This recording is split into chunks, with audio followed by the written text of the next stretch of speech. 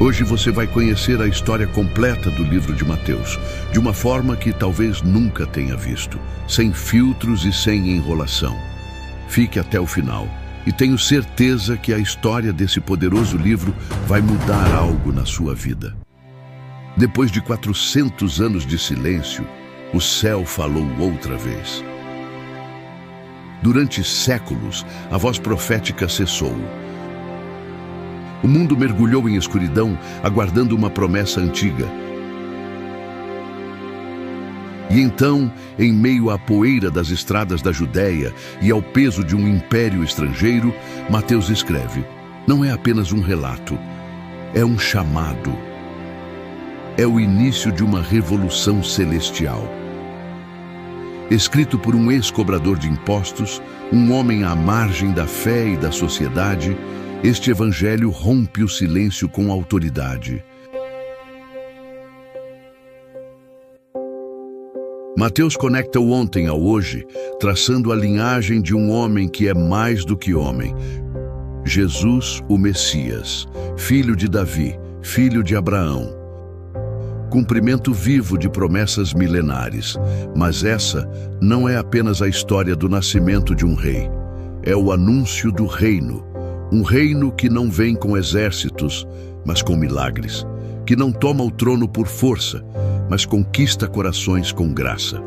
O livro de Mateus não apenas narra, ele revela: o reino dos céus desce à terra. E nada, nem o império, nem os religiosos, nem o próprio inferno, será capaz de detê-lo. Se você, assim como eu, acredita que este não é apenas um livro de histórias antigas, mas a própria voz de Deus ecoando através de sua palavra para os nossos dias, então comente agora mesmo aqui embaixo, antes mesmo de começarmos. Quero ouvir a voz de Deus no livro de Mateus. E então, vamos para a palavra.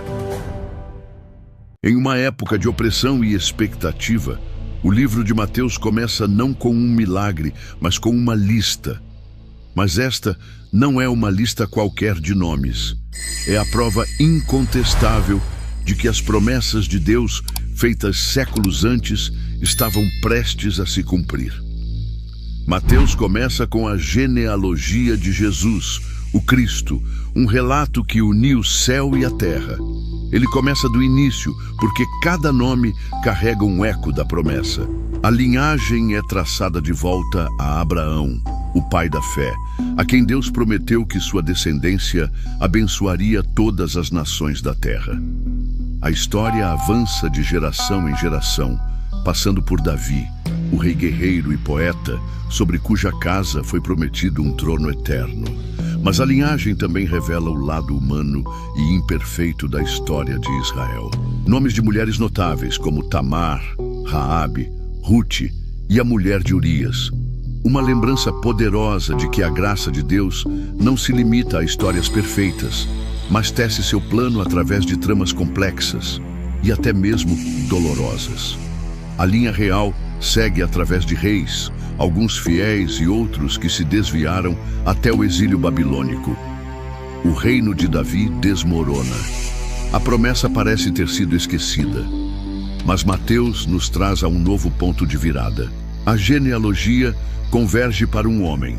José, um carpinteiro justo e descendente de Davi. Sua noiva Maria está grávida, mas não por ele. A narrativa se aprofunda e a tensão cresce. O que um homem honrado faria diante de tal escândalo? José, não querendo desonrá-la publicamente, decide deixá-la em segredo. É neste silêncio de angústia que o céu fala novamente. Em sonho, o anjo do Senhor aparece a José, chamando-o de filho de Davi, para lembrá-lo de sua herança e da importância de sua missão. A mensagem é clara: não temas receber Maria como esposa, pois o que nela foi gerado é do Espírito Santo.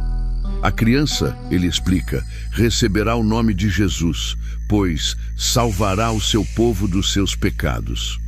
O anjo confirma que tudo isso é o cumprimento da profecia de Isaías. Eis que a Virgem conceberá e dará à luz um filho, e ele será chamado Emanuel, que significa Deus conosco. José, despertando do sonho, não hesita. Ele obedece. Ele recebe Maria, sua esposa, mas sem consumar o casamento. Ele espera pacientemente até que o menino nasça e então, em Belém da Judeia, se cumpre as antigas profecias, o nascimento de Jesus. No momento em que José e Maria se estabelecem com o recém-nascido Jesus em Belém, o mundo parece estar em paz. A promessa antiga tinha um rosto, mas a história mal havia começado. Longe dali, no leste, homens sábios e estudiosos dos astros percebem um sinal inegável no céu. Uma estrela guia, cujo brilho anunciava o nascimento do Rei dos Judeus. Movidos por uma busca sagrada, eles empreendem uma longa jornada, seguindo a estrela até a cidade de Jerusalém. Chegando lá, a pergunta deles causa um alvoroço. Onde está o recém-nascido Rei dos Judeus? Vimos a sua estrela no Oriente e viemos adorá-lo. A notícia perturba Herodes, o Grande, um rei paranoico e obcecado por poder. Assustado com a ameaça a seu trono, ele reúne os principais sacerdotes e os escribas de Israel para decifrar a profecia. Eles confirmam, citando as Escrituras, em Belém da Judeia. Com astúcia e malícia, Herodes convoca os magos em segredo, confirmando o tempo exato em que a estrela havia aparecido. Ele os envia a Belém com uma ordem falsa. Vão e procurem diligentemente pelo menino. Quando o encontrarem, avisem-me para que eu também vá adorá-lo. A estrela, que os magos haviam visto no Oriente, os guia até a casa onde o menino estava com sua mãe, Maria. Eles entram, prostrando-se para adorá-lo.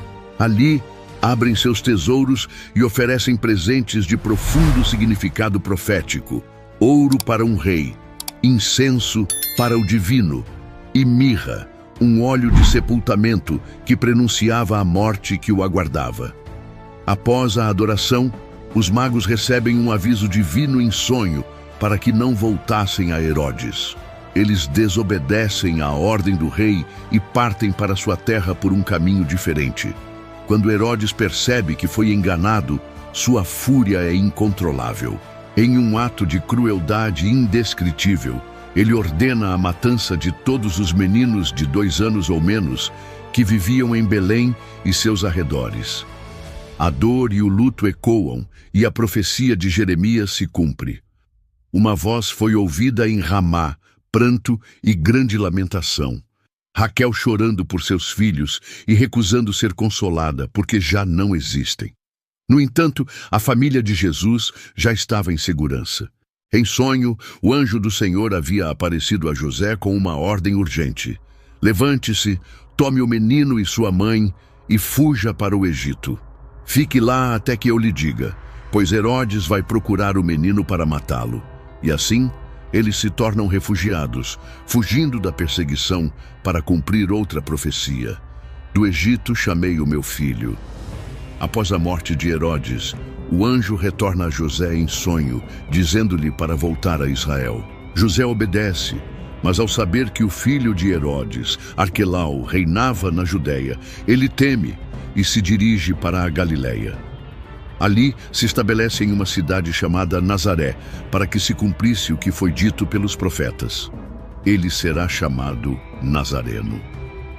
Passados os anos de silêncio em Nazaré, uma nova voz ecoa pelo deserto da Judeia, uma voz que não era ouvida há gerações. Um profeta surge, vestido com roupas de pelos de camelo e um cinto de couro, alimentando-se de gafanhotos e mel silvestre. Seu nome, João Batista. Sua mensagem é simples, direta e urgente: arrependam-se, porque o reino dos céus está próximo. A Judeia, Jerusalém e toda a região do Rio Jordão afluem a ele, movidos por sua pregação.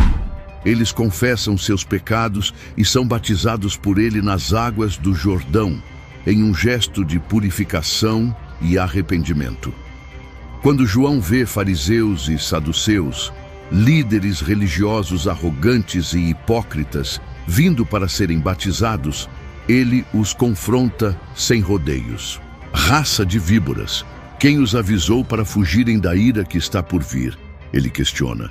Ele os exorta a produzirem frutos dignos de arrependimento, alertando-os a não confiarem em sua linhagem de Abraão, pois Deus poderia, das próprias pedras, levantar filhos para Abraão.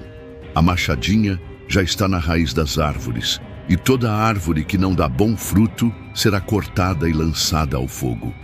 Então, Jesus se aproxima das águas do Jordão, vindo da Galileia, para ser batizado por João. João, que sabia quem ele era, tenta impedi-lo, dizendo: "Eu é que preciso ser batizado por você, e você vem a mim?" Mas Jesus lhe responde com uma ordem firme e cheia de propósito: "Deixe assim por enquanto, pois convém que cumpramos toda a justiça." Diante disso, João cede. Jesus é batizado. Ao sair da água, o céu se abre, e o Espírito de Deus desce sobre ele em forma de pomba. E em um momento de pura revelação, uma voz do céu se manifesta, ressoando por todo o vale do Rio Jordão: "Este é o meu Filho amado, em quem me comprazo." O mundo ouve a confirmação divina. O Messias foi apresentado, batizado e ungido. A era da salvação havia começado. Imediatamente após a confirmação celestial, o Espírito Santo conduz Jesus a uma jornada solitária. Ele é levado ao deserto para enfrentar uma provação definitiva. Por 40 dias e 40 noites, ele jejua, e a fome se torna uma companheira constante. É nesse estado de vulnerabilidade que o tentador, o diabo, se aproxima. A primeira tentação é um ataque à sua identidade e à sua necessidade física. Se você é o Filho de Deus, mande que estas pedras se transformem em pão. Mas Jesus, empunhando a palavra das Escrituras como espada, responde: "Está escrito, nem só de pão viverá o homem, mas de toda palavra que procede da boca de Deus." O diabo não desiste.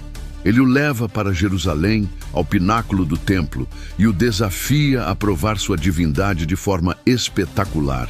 Se você é o Filho de Deus, jogue-se daqui para baixo, pois está escrito: "Ele dará ordens aos seus anjos a seu respeito, e eles o sustentarão em suas mãos, para que você não tropece em alguma pedra." Jesus, novamente, responde com a verdade das Escrituras. Também está escrito: "Não ponha à prova o Senhor, o seu Deus." Por fim, o diabo o leva a um monte muito alto e lhe mostra todos os reinos do mundo e a glória deles. Em sua oferta final, ele exige um ato de submissão. "Tudo isso eu lhe darei se você se prostrar e me adorar." Jesus encerra a batalha com autoridade, expulsando o tentador. "Vá embora, Satanás, pois está escrito: adore o Senhor, o seu Deus, e só a ele preste culto." Derrotado, o diabo o deixa, e anjos se aproximam para servi-lo. Após a vitória, Jesus retorna à Galileia, e a notícia sobre ele se espalha por toda a região. Ele se estabelece em Cafarnaum, perto do mar da Galileia, cumprindo a profecia de Isaías sobre a terra de Zebulon e a terra de Naftali, o caminho do mar, além do Jordão, Galileia dos gentios. A profecia se torna realidade. O povo que vivia nas trevas viu uma grande luz. Sobre os que viviam na região da sombra da morte, raiou uma luz. De Cafarnaum, Jesus começa a proclamar sua mensagem: "Arrependam-se, pois o reino dos céus está próximo." Enquanto caminhava à beira do mar da Galileia, ele vê dois irmãos, Simão, chamado Pedro, e André, lançando suas redes. "Sigam-me", ele os chama, "e eu os farei pescadores de homens." Imediatamente, eles deixam suas redes e o seguem. Pouco depois, ele encontra outros dois irmãos, Tiago e João, consertando as redes com seu pai Zebedeu. Ele os chama, e eles, sem hesitar, deixam o barco e o pai para segui-lo. Jesus percorre toda a Galileia, ensinando nas sinagogas, pregando as boas novas do reino e curando todas as doenças e enfermidades entre o povo. Sua fama se espalha por toda a Síria e multidões o seguem. Ele atrai pessoas de todas as partes, vindas da Decápolis, de Jerusalém, da Judéia e da região do outro lado do Jordão. Em um monte, com uma multidão ansiosa e seus discípulos reunidos, Jesus começa a proferir seus ensinamentos mais radicais e transformadores. Sentado, ele inicia o discurso que ficaria conhecido como o Sermão da Montanha. Ele começa com as bem-aventuranças, uma inversão completa dos valores do mundo. Ele declara bem-aventurados os pobres de espírito, os que choram, os humildes, os que têm fome e sede de justiça, os misericordiosos, os puros de coração, os pacificadores e os perseguidos por causa da justiça. Para cada grupo, ele promete uma recompensa celestial, o reino dos céus, a consolação, a herança da terra, a satisfação, a misericórdia, a visão de Deus e a honra de serem chamados de filhos de Deus. Em seguida, Jesus fala da identidade de seus seguidores. Vocês são o sal da terra, ele afirma. Mas se o sal perder o seu sabor, para que servirá? Ele os chama de a luz do mundo, comparando-os a uma cidade no alto de um monte que não pode ser escondida, e a uma lâmpada que ilumina toda a casa. Ele esclarece que não veio para anular a lei e os profetas, mas para cumpri-los. Ele intensifica a lei, elevando-a a um nível interior e de intenção. O mandamento "não matarás" é ampliado para incluir a raiva e a ofensa. A proibição do adultério é levada ao nível do pensamento, condenando a cobiça no coração. Ele fala do divórcio, da importância de manter a palavra em juramentos e do princípio revolucionário de não resistir ao mal. A mensagem atinge seu ápice em um chamado radical ao amor. Vocês ouviram o que foi dito: ame o seu próximo e odeie o seu inimigo, ele declara. Mas eu lhes digo, amem os seus inimigos e orem por aqueles que os perseguem. Jesus os desafia a se tornarem perfeitos, assim como o Pai Celestial é perfeito, a irradiar amor e bondade para todos, sem distinção. O discurso termina com a visão de um novo reino, construído não em regras externas, mas em uma transformação interna do coração. Continuando o Sermão da Montanha, Jesus foca na devoção genuína. Ele confronta a hipocrisia, alertando contra a prática de boas obras, dar esmolas, orar e jejuar para ser visto pelos outros. Ele os exorta a fazerem essas coisas em segredo, para que a recompensa venha do Pai, que vê o que é feito em oculto. Ele então ensina a oração do Senhor, um modelo de como se dirigir a Deus. Uma oração que começa com adoração. Pai nosso que estás nos céus, santificado seja o teu nome. Passa pela submissão à vontade divina. Venha o teu reino, seja feita a tua vontade, assim na terra como no céu. E chega aos pedidos de sustento diário, perdão, livramento e proteção. O pão nosso de cada dia nos dá hoje. É uma oração que ensina humildade e dependência. Jesus passa a um ensinamento sobre a prioridade do coração. Não acumulem tesouros na terra, ele adverte, onde a traça e a ferrugem destroem, e onde os ladrões arrombam e roubam. Em vez disso, ele os desafia a juntarem tesouros no céu, que são seguros e eternos. Ele usa uma metáfora poderosa. Onde estiver o seu tesouro, aí também estará o seu coração. A seguir, ele aborda a ansiedade, um inimigo da fé. Ele fala sobre a impossibilidade de servir a dois senhores, Deus e o dinheiro. E em um dos trechos mais conhecidos de seu sermão, ele usa a criação como exemplo. Olhem para as aves do céu, diz ele, que não semeiam nem colhem, mas são alimentadas pelo Pai Celestial. Olhem para os lírios do campo, que superam a glória de Salomão em seu esplendor e não se preocupam. Ele questiona: vocês não valem muito mais do que eles?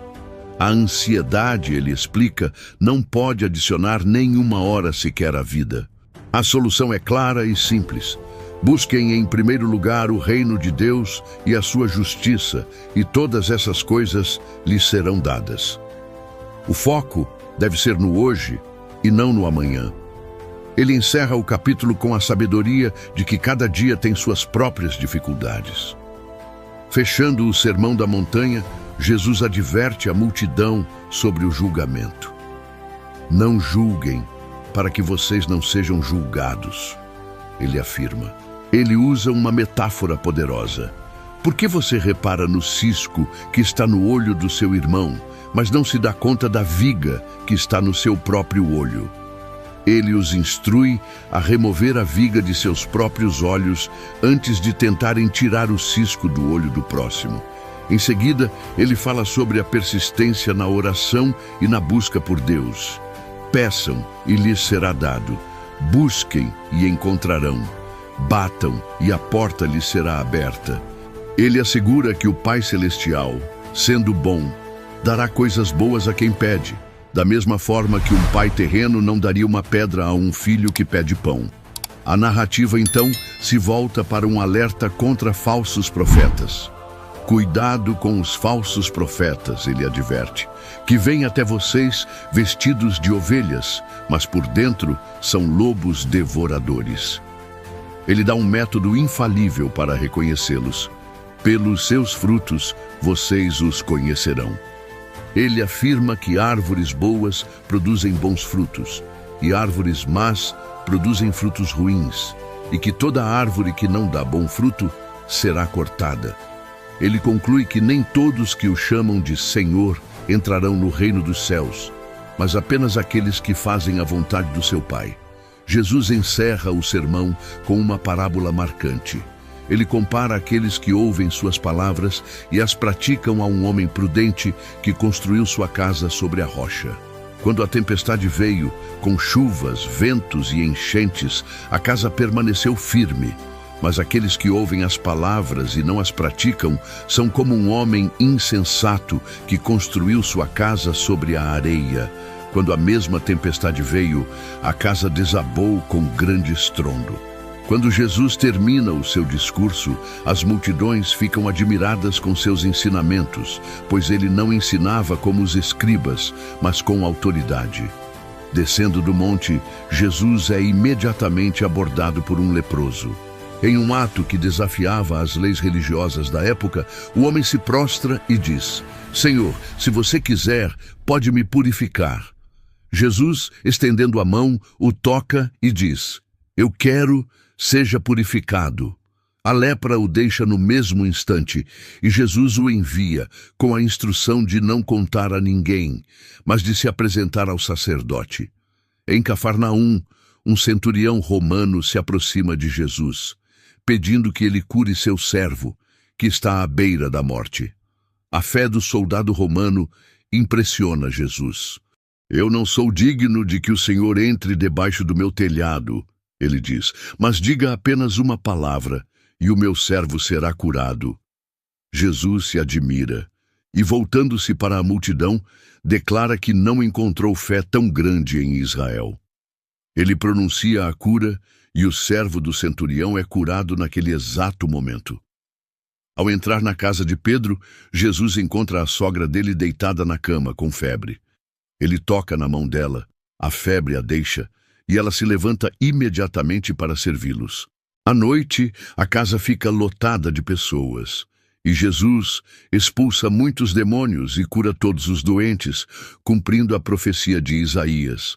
Ele tomou sobre si as nossas enfermidades e levou as nossas doenças.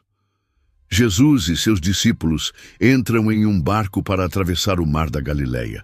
Uma violenta tempestade de repente assola o lago, com ondas que cobrem o barco, mas Jesus está dormindo.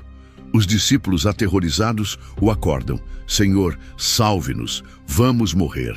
Ele, reprovando-os por sua pouca fé, Se levanta e repreende o vento e o mar, e uma grande calmaria se estabelece. Os homens ficam espantados e perguntam: que homem é este que até os ventos e o mar lhe obedecem? Ao chegarem à outra margem, na região de Gadara, 2 homens endemoniados vêm ao encontro de Jesus, tão violentos que ninguém podia passar por aquele caminho. Os demônios, falando por meio deles, imploram: você veio aqui para nos atormentar antes do tempo? Eles pedem permissão para entrar em uma grande manada de porcos que pastava por perto. Jesus os autoriza, e os demônios saem dos homens e entram nos porcos. A manada inteira, com cerca de 2.000 porcos, se lança ao mar e se afoga. Os guardadores, aterrorizados, fogem para a cidade e contam tudo o que aconteceu. A cidade inteira então sai para encontrar Jesus e, ao vê-lo, roga-lhe que se retire de suas terras. De volta a Cafarnaum, Jesus entra em uma casa e alguns homens lhe trazem um paralítico deitado em uma maca. Vendo a fé deles, Jesus diz ao paralítico: filho, anime-se, os seus pecados estão perdoados. Essa declaração causa uma reação imediata em alguns escribas, que pensam consigo mesmos: este homem está blasfemando. Conhecendo seus pensamentos, Jesus os confronta: por que vocês têm esses maus pensamentos no coração? O que é mais fácil dizer: os seus pecados estão perdoados, ou levante-se e ande? Para provar que tem autoridade na terra para perdoar pecados, ele se volta para o paralítico: levante-se, pegue a sua maca e vá para casa. O homem se levanta, pega sua maca e sai para sua casa, deixando a multidão admirada e glorificando a Deus. Enquanto Jesus caminha, ele vê um cobrador de impostos sentado em sua coletoria, chamado Mateus. Siga-me, Jesus o chama. Mateus se levanta e o segue. Mais tarde, enquanto Jesus se senta à mesa na casa de Mateus, muitos cobradores de impostos e pecadores se juntam a ele e a seus discípulos.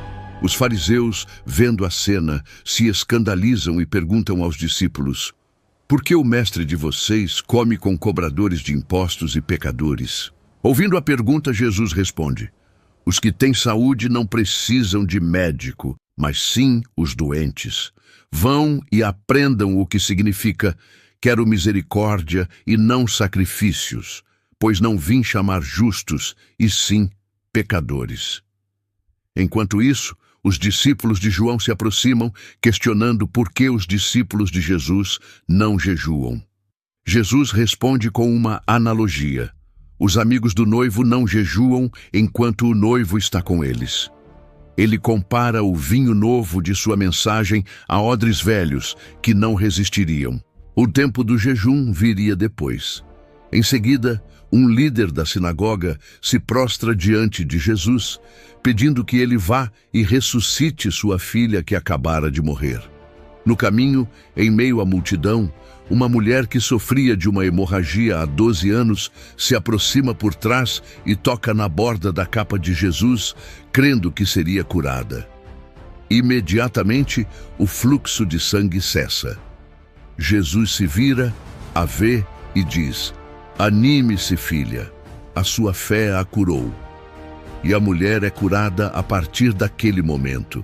Ao chegarem à casa do líder, Jesus vê os pranteadores e as flautas e diz: retirem-se, a menina não está morta, mas dorme. Eles zombam dele.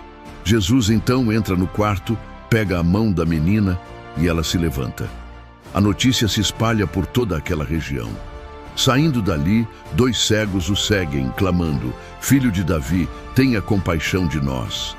Jesus pergunta se eles creem que ele pode fazer aquilo. Ao responderem que sim, ele toca nos olhos deles e a visão lhes é restaurada. Ele os adverte estritamente para que não contem a ninguém, mas eles saem e espalham a notícia por toda a região. Logo depois, as pessoas trazem a Jesus um homem mudo que estava endemoninhado. Jesus expulsa o demônio e o homem mudo fala. A multidão fica maravilhada, mas os fariseus acusam. Ele expulsa os demônios pelo príncipe dos demônios. Jesus percorre todas as cidades e povoados, ensinando, pregando o evangelho do reino e curando. Vendo as multidões, ele sente compaixão, pois eram como ovelhas sem pastor. Ele diz a seus discípulos: a colheita é grande, mas os trabalhadores são poucos. Portanto, orem ao Senhor da colheita para que envie trabalhadores para a sua colheita. Em resposta à sua própria oração, Jesus chama seus 12 discípulos e lhes dá autoridade para expulsar espíritos imundos e para curar todo tipo de doença e enfermidade. Ele nomeia cada um: Simão, chamado Pedro, e seu irmão André, Tiago, filho de Zebedeu, e seu irmão João, Filipe e Bartolomeu, Tomé e Mateus, o cobrador de impostos, Tiago, filho de Alfeu, e Tadeu, Simão, o cananeu, e Judas Iscariotes, que mais tarde o trairia. Ele os envia com instruções específicas. Eles não deveriam ir ao território dos gentios, nem à cidade de samaritanos, mas sim às ovelhas perdidas da casa de Israel. A missão era clara: proclamar que o reino dos céus estava próximo, curar os enfermos, ressuscitar os mortos, purificar os leprosos e expulsar demônios. Eles receberam de graça e deveriam dar de graça. Jesus os instruiu a não levarem dinheiro, nem sacolas, nem sandálias extras, mas a confiarem que o trabalhador é digno de seu sustento.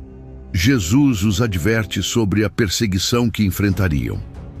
Eu os estou enviando como ovelhas no meio de lobos, ele diz. Ele os encoraja a serem prudentes como as serpentes e simples como as pombas. Ele avisa que seriam entregues aos tribunais, açoitados nas sinagogas e levados perante governadores e reis por causa dele. Mas ele lhes promete que, quando isso acontecesse, o Espírito de seu Pai falaria por meio deles. O ódio e a traição se levantariam até mesmo dentro das próprias famílias. Aquele que o seguisse seria odiado por todos, mas quem perseverar até o fim será salvo. Eles deveriam fugir de cidade em cidade, e Jesus os assegura que o Filho do Homem voltaria antes que tivessem percorrido todas as cidades de Israel.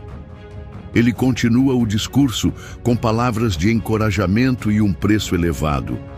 O discípulo não está acima do seu mestre, ele afirma, nem o servo acima do seu senhor. Eles deveriam temer não aqueles que matam o corpo, mas não podem matar a alma, e sim aquele que pode destruir tanto a alma como o corpo no inferno. Ele lembra que Deus se importa até com o pardal que cai e que cada fio de cabelo de suas cabeças está contado. Aqueles que o confessassem diante dos homens, ele os confessaria diante do Pai, mas aqueles que o negassem, ele os negaria. Jesus declara que não veio trazer paz à terra, mas espada, e que causaria divisão dentro das famílias. Ele finaliza com a promessa de que quem recebe um profeta ou um justo em seu nome, receberá a recompensa deles. E que quem der um simples copo de água fria a um de seus pequeninos, não perderá a sua recompensa. Quando Jesus termina de instruir seus 12 discípulos, ele segue viagem para ensinar e pregar nas cidades da Galileia. Nesse meio tempo, João Batista, preso na fortaleza de Maquero, ouve falar sobre as obras de Cristo. Ele envia alguns de seus discípulos para perguntar a Jesus diretamente: é você aquele que haveria de vir ou devemos esperar outro? Jesus não dá uma resposta direta, mas instrui os homens a voltarem a João e relatarem o que estão vendo e ouvindo. Os cegos veem, os coxos andam, os leprosos são purificados, os surdos ouvem, os mortos são ressuscitados e as boas novas são pregadas aos pobres. Ele termina com um aviso sutil e poderoso: bem-aventurado aquele que não se escandalizar por minha causa. Após a partida dos discípulos de João, Jesus começa a falar à multidão sobre o próprio João. Ele pergunta o que as pessoas foram ver no deserto: uma cana agitada pelo vento ou um homem vestido com roupas finas? Ele os confirma que foram ver um profeta, e mais do que um profeta, pois João é o mensageiro de quem as Escrituras diziam que viria para preparar o caminho do Senhor. Jesus declara que, entre os nascidos de mulher, ninguém foi maior do que João Batista, mas que o menor no reino dos céus é maior do que ele. Jesus então confronta as cidades que, apesar de terem presenciado seus milagres, não se arrependeram. Ele pronuncia um ai sobre Corazim e Betsaída, afirmando que se os milagres realizados nelas tivessem sido feitos em Tiro e Sidom, cidades pagãs, estas teriam se arrependido há muito tempo. Ele os adverte que no dia do juízo, o destino delas será mais rigoroso do que o das cidades pagãs. A mesma advertência é feita a Cafarnaum, que seria lançada ao inferno e que seu destino seria pior do que o de Sodoma. Em seguida, Jesus faz uma oração de gratidão ao Pai por ter escondido essas coisas dos sábios e inteligentes e as ter revelado aos pequeninos. Ele expressa a total comunhão com o Pai e declara que ninguém conhece o Filho senão o Pai. E ninguém conhece o Pai senão o Filho, e aqueles a quem o Filho o quiser revelar. O capítulo se encerra com um convite universal e caloroso. Venham a mim, todos vocês que estão cansados e sobrecarregados, e eu lhes darei descanso. Ele os convida a tomarem seu jugo sobre si e a aprenderem dele, pois ele é manso e humilde de coração, e assim encontrarão descanso para a alma. O fardo dele é leve e o jugo dele é suave. Em um sábado, Jesus e seus discípulos caminham por uma plantação de cereais. Com fome, eles começam a colher espigas para comer. Os fariseus, observando-os, acusam: "Olha, os seus discípulos estão fazendo o que não é permitido no sábado." Jesus, em resposta, lembra-lhes do exemplo do rei Davi, que comeu os pães da presença, algo que era proibido a todos, exceto aos sacerdotes. Ele também aponta para os próprios sacerdotes no templo, que profanam o sábado ao fazerem seu trabalho, mas são considerados inocentes. Ele conclui com uma declaração impactante: "Digo a vocês que aqui está quem é maior do que o templo." Ele afirma que o Filho do Homem é Senhor do sábado. Em seguida, Jesus entra em uma sinagoga onde encontra um homem com a mão atrofiada. Os fariseus, buscando motivos para acusá-lo, perguntam: "É lícito curar no sábado?" Jesus responde com uma pergunta própria, usando a lógica deles. Qual de vocês, se tiver uma ovelha e ela cair num poço no sábado, não a segurará e a tirará de lá? Ora, um ser humano vale muito mais do que uma ovelha. Então, com autoridade, ele ordena ao homem: "Estenda a sua mão." A mão é restaurada e os fariseus saem tramando como matá-lo. Sabendo do plano deles, Jesus se retira dali e uma multidão o segue. Ele cura a todos e os adverte para que não revelem sua identidade. Assim, ele cumpre mais uma profecia de Isaías sobre o servo de Deus, escolhido e amado, que não contenderia nem gritaria, e cuja voz não seria ouvida nas ruas, e que levaria a justiça às nações. Logo, um homem cego e mudo que estava endemoniado é trazido a Jesus. Ele o cura e o homem começa a falar e a ver, deixando as multidões maravilhadas. Mas os fariseus acusam: "Este não expulsa demônios senão por Belzebu, o príncipe dos demônios." Jesus, conhecendo os pensamentos deles, os confronta, dizendo que um reino dividido contra si mesmo não pode subsistir. Ele declara que se expulsa demônios pelo Espírito de Deus, então o reino de Deus havia chegado a eles. Ele os adverte sobre o perigo de blasfemar contra o Espírito Santo, um pecado imperdoável. Depois, alguns escribas e fariseus pedem um sinal milagroso. Jesus responde: "Uma geração perversa e adúltera pede um sinal, mas nenhum sinal lhe será dado, a não ser o sinal do profeta Jonas." Ele explica que, assim como Jonas ficou 3 dias e 3 noites no ventre do grande peixe, o Filho do Homem ficaria 3 dias e 3 noites no coração da terra. Ele diz que a rainha do sul e os homens de Nínive se levantarão no juízo para condenar aquela geração, pois se arrependeram com a pregação de Jonas, e ali estava alguém maior do que Jonas. Jesus então lida com a questão do retorno de espíritos imundos e alerta sobre a perversidade daquela geração. Em seguida, sua mãe e seus irmãos chegam querendo falar com ele. Jesus, apontando para seus discípulos, declara: "Quem é a minha mãe e quem são os meus irmãos? Pois quem fizer a vontade do meu Pai que está nos céus, esse é meu irmão, irmã e mãe." Naquele mesmo dia, Jesus sai de casa e senta-se à beira do mar da Galileia. Uma multidão imensa se aglomera para ouvi-lo, forçando-o a entrar em um barco. Dali, ele começa a ensinar por parábolas, revelando os mistérios do reino dos céus. A primeira é a parábola do semeador. Um semeador sai a semear. Parte da semente cai à beira do caminho e é devorada pelas aves. Outra parte cai em solo rochoso, brota rapidamente, mas murcha com o sol por falta de raiz. Uma terceira parte cai entre espinhos, que a sufocam. E uma última parte cai em boa terra, produzindo abundantemente, a 30, 60 e até 100 por um.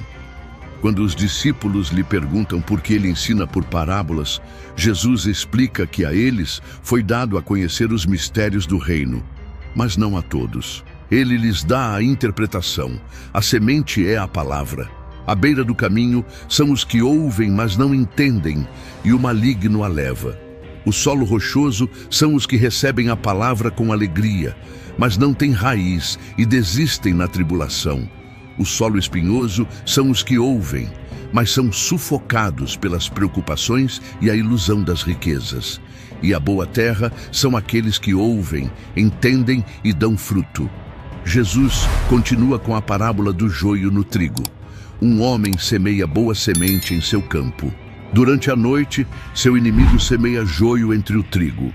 Quando os servos perguntam se devem arrancar o joio, o dono do campo os impede, para não arrancarem o trigo junto. Ele diz para esperarem até a colheita, quando os ceifeiros separarão o joio para o fogo e o trigo para o celeiro.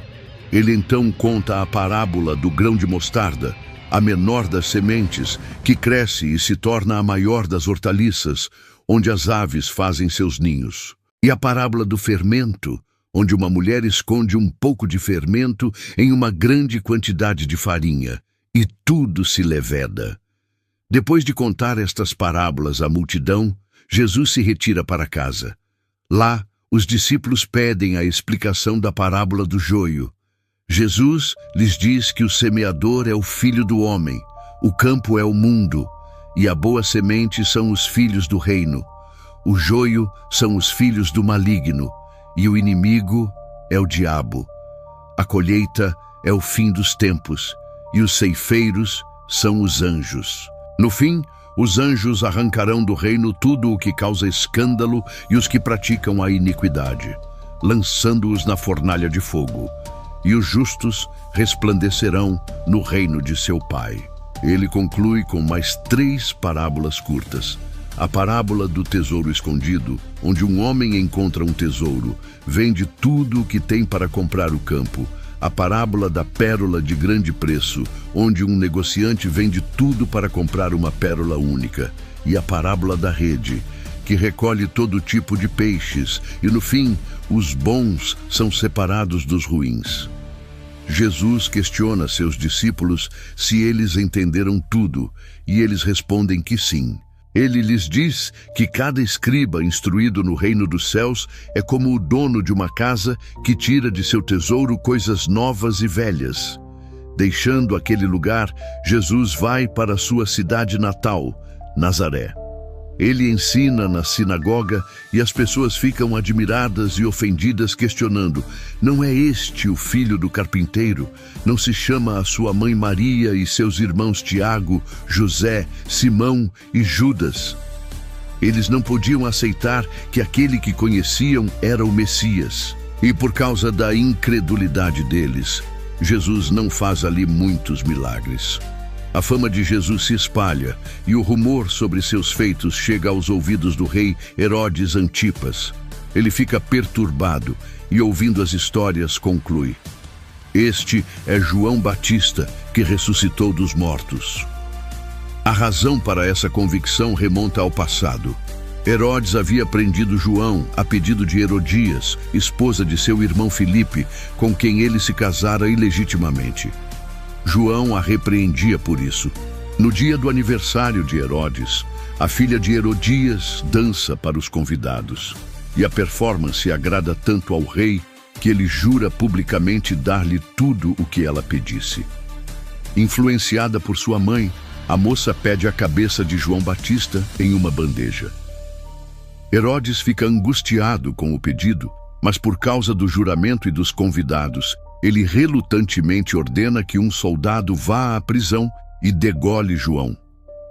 O soldado cumpre a ordem e a cabeça de João é levada à moça, que a entrega à sua mãe. Os discípulos de João, então, vêm buscar o corpo e o sepultam. Ao saber da morte de João, Jesus se retira de barco para um lugar deserto, mas as multidões o seguem a pé, vindas das cidades. Vendo-as, Jesus sente profunda compaixão. Ele cura os enfermos e, ao entardecer, os discípulos se aproximam preocupados. O lugar é deserto e já é tarde, eles dizem. Mande a multidão embora para que comprem comida nos povoados. Jesus os surpreende com a ordem: não precisam ir. Deem-lhes vocês mesmos de comer. Eles respondem que só tem 5 pães e 2 peixes. Jesus ordena que a multidão se sente na grama, abençoa o alimento, parte-o e o dá aos discípulos para distribuírem. Todos comem até ficarem satisfeitos, e do que sobrou são recolhidas 12 cestas cheias. Eram cerca de 5.000 homens, além de mulheres e crianças. Em seguida, Jesus manda os discípulos entrarem no barco e irem para o outro lado do mar, enquanto ele despede a multidão. Ele sobe sozinho a um monte para orar. No meio da noite, o barco dos discípulos já está a muitos quilômetros da terra, sendo castigado pelas ondas. Na 4ª vigília da noite, por volta das 3 da manhã, Jesus anda sobre as águas em direção a eles. Os discípulos, aterrorizados, pensam que é um fantasma e gritam de medo. Jesus imediatamente os acalma. Tenham ânimo, sou eu, não tenham medo. Pedro, em um ímpeto de fé, pede para ir ao encontro de Jesus, e ele é convidado a andar sobre as águas. Pedro sai do barco e começa a caminhar, mas ao perceber a força do vento, fica com medo e começa a afundar. Ele clama: Senhor, salve-me! Jesus estende a mão e o segura, repreendendo-o. Homem de pouca fé, por que você duvidou? Ao entrarem no barco, o vento cessa.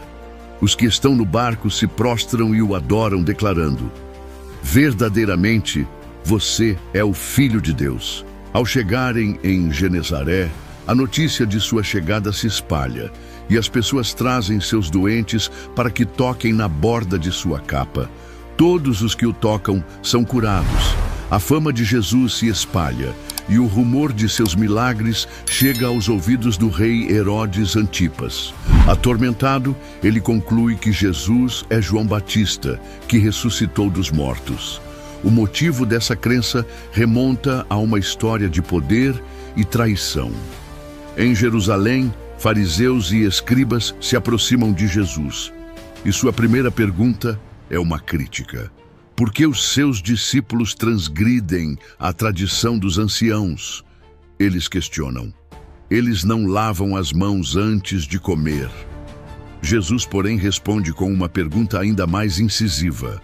E por que vocês transgridem o mandamento de Deus por causa da sua tradição?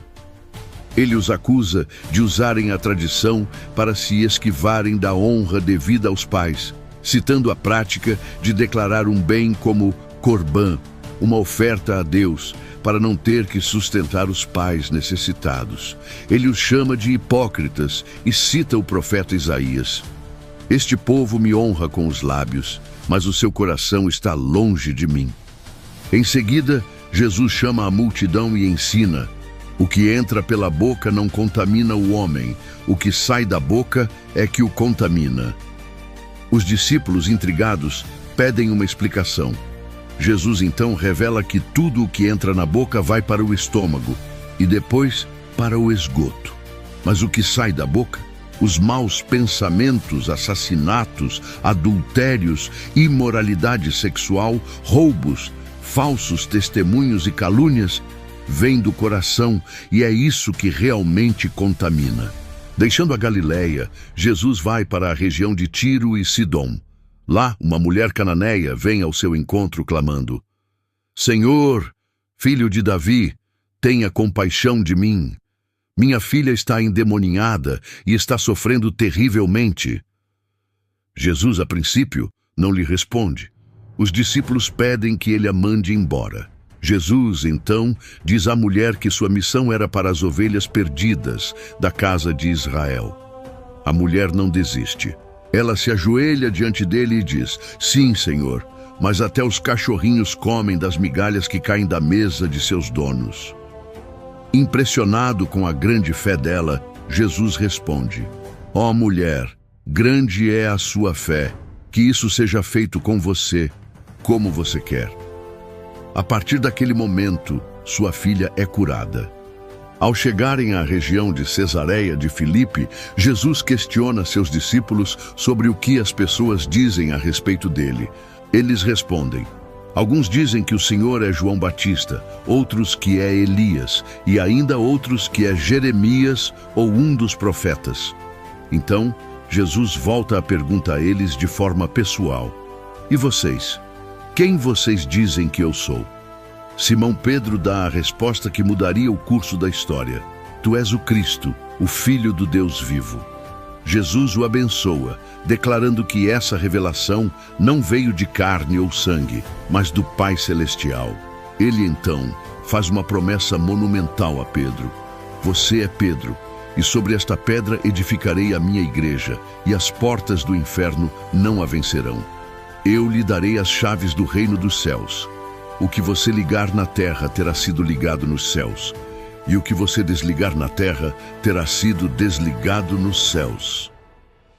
Ele proíbe os discípulos de contarem a alguém que ele era o Cristo. A partir desse momento, Jesus começa a revelar a seus discípulos que ele deveria ir a Jerusalém, sofrer nas mãos dos líderes religiosos, ser morto e no terceiro dia ressuscitar. Pedro, chocado, o repreende dizendo: Que Deus o impeça, Senhor, isso nunca lhe acontecerá. Jesus, porém, se vira para Pedro e o repreende severamente: Para trás de mim, Satanás, você é para mim uma pedra de tropeço, porque você não pensa nas coisas de Deus, mas nas dos homens. Jesus então declara a todos que, se alguém quiser segui-lo, deve negar a si mesmo, tomar a sua cruz e segui-lo. Ele afirma que aquele que quiser salvar sua vida, a perderá, mas aquele que a perder por sua causa, a encontrará. Ele pergunta: Pois o que adiantará o homem ganhar o mundo inteiro e perder a sua alma? Ele encerra o capítulo com a promessa de que o Filho do Homem virá na glória de seu Pai com seus anjos e dará a cada um de acordo com o que tiver feito. E alguns de seus discípulos não provariam a morte antes de vê-lo vir em seu reino. 6 dias depois, Jesus leva Pedro, Tiago e João a um monte alto e isolado. Ali, diante deles, ele é transfigurado. Seu rosto brilha como o sol e suas roupas se tornam brancas como a luz. Então, 2 vultos aparecem conversando com ele, Moisés e Elias.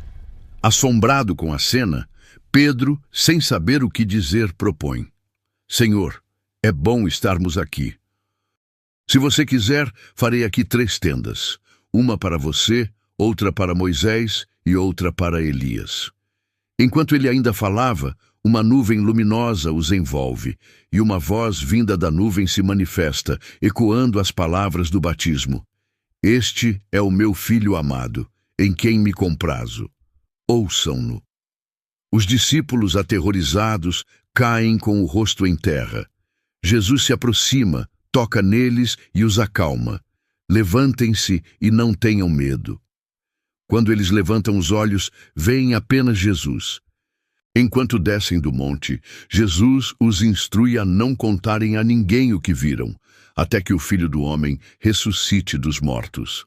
Os discípulos, então, lhe perguntam por que os escribas dizem que Elias deve vir primeiro.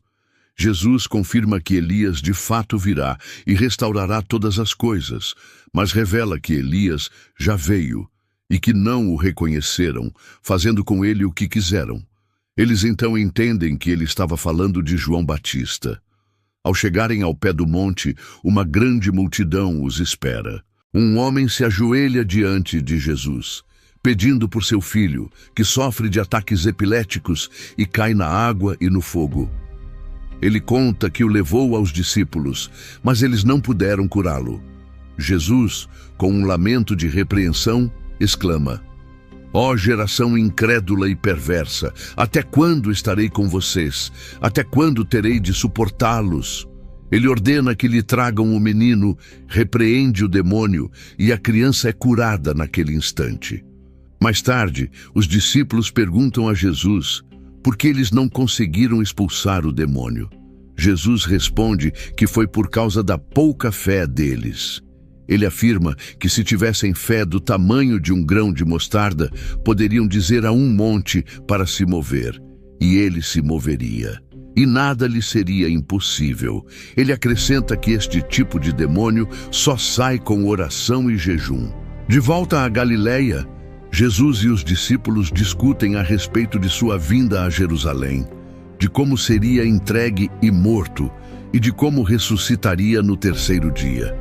Eles ficam profundamente entristecidos com a notícia. Ao chegarem em Cafarnaum, os cobradores do imposto do templo se aproximam de Pedro e perguntam se o mestre dele pagava o imposto. Pedro responde que sim. Quando Pedro entra em casa, Jesus já sabe da conversa e se antecipa, perguntando: de quem os reis da terra cobram impostos e tributos? Dos seus filhos ou dos estranhos? Pedro responde que dos estranhos. Jesus então diz: sendo assim, os filhos estão isentos. No entanto, para não ofendê-los, ele instrui Pedro a ir ao mar, lançar o anzol, e no primeiro peixe que ele pescasse, ele encontraria uma moeda de 4 dracmas, o suficiente para pagar o imposto dele e o de Jesus. Naquele momento, os discípulos se aproximam de Jesus e perguntam: quem é o maior no reino dos céus? Jesus então chama uma criança, coloca-a no meio deles e declara: se vocês não se converterem e não se tornarem como crianças, de modo nenhum entrarão no reino dos céus. Ele ensina que o maior no reino é aquele que se faz humilde como a criança, e que quem recebe uma criança em seu nome, o recebe. No entanto, ele adverte que quem escandalizar um destes pequeninos, seria melhor que se atasse uma grande pedra de moinho no pescoço e se afogasse no fundo do mar. Jesus continua com uma parábola poderosa sobre a importância de não desprezar os pequenos. Ele conta a história de um pastor com 100 ovelhas que perde uma. Ele deixa as 99 no monte e vai buscar a que se perdeu. Ao encontrá-la, ele se alegra mais com ela do que com as 99 que não se perderam. Ele conclui que não é da vontade do Pai Celestial que se perca nenhum desses pequeninos. Ele então estabelece um processo de reconciliação entre irmãos. Se um irmão pecar contra outro, a primeira etapa é ir e falar a sós com ele. Se ele ouvir, o irmão foi ganho. Se não ouvir, deve ir levar 1 ou 2 testemunhas. Se ele ainda assim não ouvir, deve-se contar à igreja. Se ele se recusar a ouvir até mesmo a igreja, deve ser tratado como um pagão. Jesus afirma que o que eles ligarem na terra terá sido ligado no céu, e o que desligarem na terra terá sido desligado no céu. E em uma promessa de comunhão, ele diz que onde 2 ou 3 estiverem reunidos em seu nome, ele estará no meio deles. Pedro se aproxima de Jesus e pergunta: Senhor, quantas vezes devo perdoar meu irmão quando ele pecar contra mim? 7 vezes? Jesus o corrige: Não digo a você que até 7 vezes, mas até 70 vezes 7. Para ilustrar o poder do perdão ilimitado, Jesus conta a parábola do credor incompassivo. Um rei, ao fazer os acertos com seus servos, encontra um que lhe devia uma quantia astronômica, 10.000 talentos. O servo, incapaz de pagar, implora por misericórdia. O rei, movido de compaixão, perdoa toda a sua dívida. No entanto, aquele mesmo servo, ao sair, encontra um de seus conservos que lhe devia uma quantia irrisória, 100 denários. Ele o agarra pelo pescoço, exigindo o pagamento. O companheiro implora por piedade, mas o servo incompassivo o manda prender. Quando o rei descobre o que aconteceu, fica furioso. Ele o repreende por sua maldade, o entrega aos torturadores e aterroriza-o até que pague toda a sua dívida. Jesus conclui, declarando que o Pai Celestial faria o mesmo com aqueles que não perdoarem sinceramente seus irmãos. Depois de terminar todos os seus discursos, Jesus sai da Galileia e vai para a região da Judéia, do outro lado do rio Jordão. Grandes multidões o seguem e ele cura a todos. Alguns fariseus, com a intenção de o testarem, aproximam-se e perguntam: é lícito a um homem divorciar-se de sua mulher por qualquer motivo? Jesus responde, remetendo-os à criação: vocês não leram que no princípio o Criador os fez homem e mulher e disse: por essa razão o homem deixará pai e mãe e se unirá à sua mulher, e os dois se tornarão uma só carne. Ele conclui que o que Deus uniu, ninguém separe. Eles então questionam por que Moisés permitiu o divórcio. Jesus explica que a permissão de Moisés foi por causa da dureza do coração deles, mas que não era assim desde o princípio. Ele afirma que o divórcio, exceto por imoralidade sexual, e um novo casamento constituem adultério. Diante disso, os discípulos comentam: se é assim, é melhor não casar. Jesus lhes responde que nem todos podem aceitar essa palavra, a não ser aqueles a quem foi concedido, e que a castidade em favor do reino dos céus é para quem pode recebê-la. Nesse momento, algumas crianças são trazidas a Jesus para que ele lhes imponha as mãos e ore por elas. Os discípulos, repreendendo os que as traziam, são repreendidos por Jesus. Deixem as crianças virem a mim e não as impeçam, pois o reino dos céus pertence aos que são como elas. E impondo as mãos sobre elas, ele as abençoa. Um jovem rico se aproxima de Jesus e pergunta: bom mestre, que bem devo fazer para ter a vida eterna? Jesus o instrui a guardar os mandamentos. O jovem pergunta quais, e Jesus enumera: não matarás, não adulterarás, não furtarás, não darás falso testemunho, honra teu pai e tua mãe e ama o teu próximo como a ti mesmo. O jovem, confiante, diz que tem guardado todos eles e pergunta o que ainda lhe falta. Jesus o desafia: se você quer ser perfeito, vá, venda os seus bens e dê o dinheiro aos pobres, e você terá um tesouro nos céus. Depois, venha e siga-me. Ouvindo isso, o jovem fica triste e vai embora, pois era muito rico. Jesus então declara aos seus discípulos: é mais fácil um camelo passar pelo fundo de uma agulha do que um rico entrar no reino de Deus. Os discípulos ficam espantados e perguntam: então, quem pode ser salvo? Jesus os olha e responde: para os homens é impossível, mas para Deus tudo é possível. Pedro então lhe diz: nós deixamos tudo para segui-lo, o que receberemos? Jesus lhes faz uma promessa: eles se sentarão em 12 tronos para julgar as 12 tribos de Israel e receberão 100 vezes mais do que deixaram. Ele encerra com a afirmação de que muitos que são primeiros serão últimos e muitos que são últimos serão primeiros. Jesus começa o capítulo com a parábola dos trabalhadores da vinha para ilustrar a natureza do reino dos céus. Um proprietário sai de manhã cedo para contratar trabalhadores para sua vinha. Ele os contrata por 1 denário, um salário justo para um dia de trabalho. ele sai novamente no meio da manhã, ao meio-dia e à tarde, contratando mais trabalhadores e prometendo-lhes um salário justo. Por fim, ele sai no fim do dia e contrata os últimos. Ao final do dia, o proprietário ordena que o administrador pague os trabalhadores, começando pelos últimos. Para a surpresa de todos, ele paga a cada um denário, o mesmo salário dos que haviam trabalhado o dia inteiro. Os primeiros a serem contratados reclamam, dizendo que aqueles que só trabalharam por 1 hora receberam tanto quanto eles, que suportaram o peso e o calor do dia. O proprietário os confronta, perguntando se ele não pode fazer o que quer com o que é seu e se o olho deles é invejoso por ele ser bom.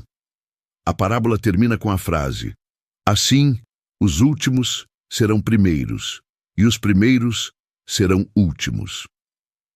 Enquanto seguem para Jerusalém, Jesus leva seus 12 discípulos à parte e lhes revela o que estava para acontecer.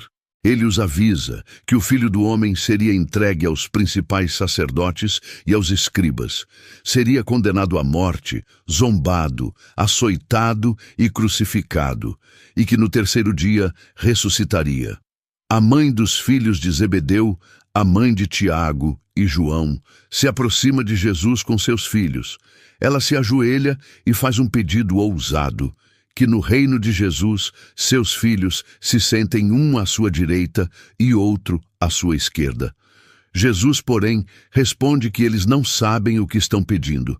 Ele pergunta se eles são capazes de beber do cálice que ele beberá. Eles, confiantes, dizem que sim.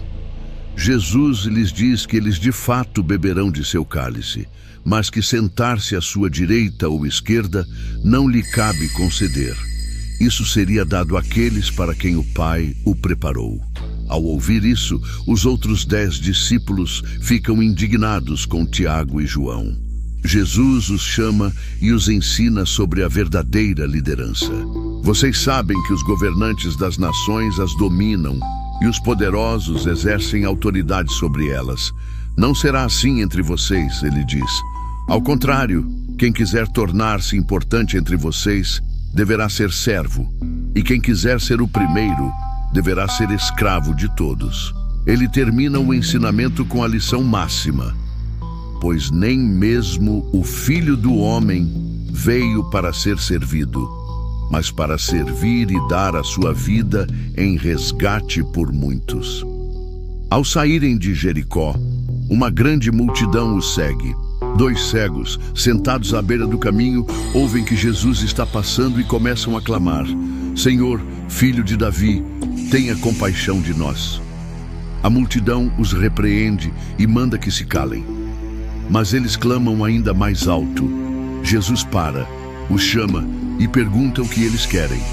Senhor, que os nossos olhos se abram. Eles respondem. Jesus, com compaixão, toca nos olhos deles. E no mesmo instante, eles veem e o seguem. Quando Jesus e seus discípulos se aproximam de Jerusalém, chegam à cidade de Betfagé, no Monte das Oliveiras. Ali, Jesus envia 2 discípulos, instruindo-os a irem a um povoado, e logo que entrarem, encontrarão uma jumenta amarrada e um jumentinho com ela. Eles deveriam desamarrá-los e trazê-los. Se alguém lhes perguntasse o motivo, deveriam responder que o Senhor precisava deles e os devolveria em breve. Isso aconteceu para que se cumprisse a profecia. Digam à filha de Sião: eis que o seu rei está chegando, humilde e montado num jumentinho, cria de jumenta. Os discípulos fazem exatamente como Jesus ordenou. Eles trazem os animais, colocam suas capas sobre eles e Jesus se senta. Uma multidão enorme estende seus mantos pelo caminho. Outros cortam ramos de árvores e os espalham na estrada. O povo, tanto os que iam à frente como os que o seguiam, aclamava em alta voz: Hosana ao Filho de Davi! Bendito o que vem em nome do Senhor! Hosana nas alturas! Ao entrar em Jerusalém, toda a cidade fica em alvoroço e as pessoas perguntam: quem é este? A multidão responde: este é Jesus, o profeta de Nazaré da Galileia. Jesus entra no templo e expulsa todos os que ali vendiam e compravam. Ele derruba as mesas dos cambistas e as cadeiras dos que vendiam pombas, declarando: está escrito, a minha casa será chamada casa de oração, mas vocês a transformaram em um covil de ladrões. Cegos e coxos se aproximam dele no templo e ele os cura. Vendo os milagres e ouvindo as crianças que clamavam no templo, Hosana ao filho de Davi, os principais sacerdotes e os escribas se indignam. Eles questionam Jesus se ele ouvia o que as crianças estavam dizendo. Jesus responde: sim, vocês nunca leram. Da boca das crianças e dos bebês você preparou um louvor? Ele os deixa, sai da cidade e vai para Betânia, onde passa a noite. De manhã, voltando a Jerusalém, Jesus tem fome. Vendo uma figueira à beira do caminho, ele se aproxima, mas não encontra nada, apenas folhas. Ele a amaldiçoa: nunca mais nasça fruto de você. E no mesmo instante, a figueira seca. Os discípulos, admirados, perguntam como a figueira secou tão depressa. Jesus responde que, se tiverem fé e não duvidarem, farão não apenas o que ele fez com a figueira, mas também poderão dizer a um monte para se mover. Tudo o que pedirem em oração, crendo, receberão. De volta ao templo, enquanto ele ensinava, os principais sacerdotes e os líderes do povo o confrontam, questionando sua autoridade. Com que autoridade você faz estas coisas? E quem lhe deu essa autoridade? Jesus, porém, lhes faz uma contrapergunta. O batismo de João, de onde era? Do céu ou dos homens? Eles debatem entre si, pois se dissessem do céu, Jesus perguntaria por que não creram em João. Se dissessem dos homens, teriam medo do povo, que considerava João como um profeta. Por fim, respondem que não sabem. E Jesus, por sua vez, também se recusa a responder. Ele então lhes conta a parábola dos dois filhos. Um pai pede a seu primeiro filho para trabalhar na vinha. Ele diz que não irá, mas depois se arrepende e vai. O pai faz o mesmo pedido ao segundo filho, que responde que irá, mas não vai. Jesus pergunta qual dos dois fez a vontade do pai. Eles respondem que o primeiro. Jesus então diz a eles que os cobradores de impostos e as prostitutas entrariam no reino dos céus antes deles, pois João veio com um caminho de justiça e eles não creram, enquanto os pecadores creram. Ele prossegue com a parábola dos lavradores maus. Um proprietário planta uma vinha, constrói uma torre e a cerca. Ele a arrenda a lavradores e viaja. Na época da colheita, ele envia seus servos para receberem os frutos, mas os lavradores os espancam, matam e apedrejam. Ele envia mais servos, e a mesma coisa acontece. Por fim, ele envia seu filho pensando que o respeitariam. No entanto, os lavradores veem a oportunidade de herdar a vinha, matam o filho e o jogam para fora dela. Jesus, então, pergunta o que o dono faria àqueles lavradores. Eles respondem que ele os mataria e arrendaria a vinha a outros que lhe dessem os frutos. Jesus os adverte que a pedra que os construtores rejeitaram se tornou a pedra angular e que o reino de Deus lhe seria tirado e dado a um povo que produza os frutos dele. Os líderes religiosos, percebendo que as parábolas eram sobre eles, tentam prendê-lo, mas têm medo da multidão. Em parábolas, Jesus continua a confrontar os líderes religiosos. Ele conta a parábola da festa de casamento.